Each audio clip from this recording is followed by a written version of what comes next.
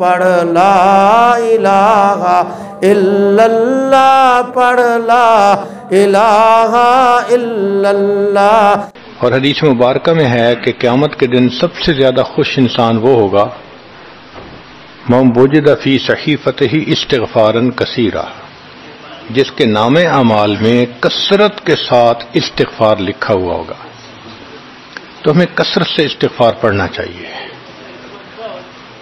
चुनाचे एक शख्स हजरत हसन लानो के पास आया, हजरत बहुत गुनाहगार हूं, कोई अमल बताएं। फरमाया इस्तिग़फ़ार पढ़ो। एक और आदमी आया, हजरत बारिश नहीं हो रही, कोई अमल बताएं। फरमाया इस्तिग़फ़ार पढ़ो। फिर एक आदमी आया कि हजरत बहुत कर्जा चढ़ गया, दुआ करें कि कोई असबाब बन जाएं रिज़्क़ के, माल के, ताकि कर्जा उतर जाए। फरमाया इस्तिग़फ़ार पढ़ो।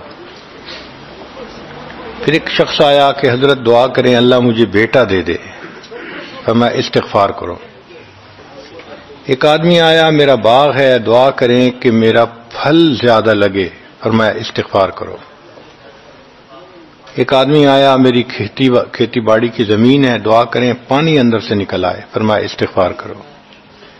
अब सुनने वाला हैरान कि मुख्तलिफ लोग मुख्तलिफ जरूरियात आकर बयान करते रहे, सबके लिए एक ही जवाब। तो उसने पूछा कि हजरत क्या मसला? तो फरमाया कि देखो ये जवाब मैंने अपनी तरफ से नहीं दिया, कुरान मजीद से दिया है। अल्लाह ताला इरशाद फरमाते हैं कुरान मजीद में, फ़क़ुल्तु इस्तग़फ़िरू रब्बकुम इन्नहु कान गफ़्फ़ारा। तो सबसे पहले इस्तिग़फ़ार करने से गुनाहों की बख्शिश होती है। युरसिलिस समाअ अलैकुम मिदरारा, तुम्हारे ऊपर अल्लाह बारिशें बरसाएगा। वयुमदिदकुम बिअमवाल, अल्लाह माल के जरिए तुम्हारी मदद करेगा। व बनीन, और बेटों के जरिए मदद करेगा। वयजअल लकुम जन्नात, और अल्लाह ताला तुम्हें दरख्तों पे फल ज्यादा अता करेगा। वयजअल लकुम अनहारा, और अल्लाह ताला तुम्हारे लिए जमीन से चश्मे जारी फरमा देगा। आप अगर गौर करें तो हमारी रोजमर्रा की जो परेशानियां हैं वो इन्हीं में से हैं। कोई बेटे के लिए परेशान, कोई कारोबार के लिए परेशान, कोई कर्जों की वजह से परेशान।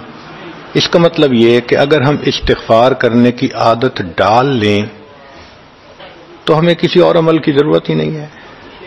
और ये अमल कुरान मजीद में बताया गया है, ये परवरदिगार आलम का कलाम है। हम इस्तिग़फ़ार कम करते हैं, कम अज कम 100 मरतबा सुबह और शाम इस्तिग़फ़ार का करना मामूल बना लेना चाहिए।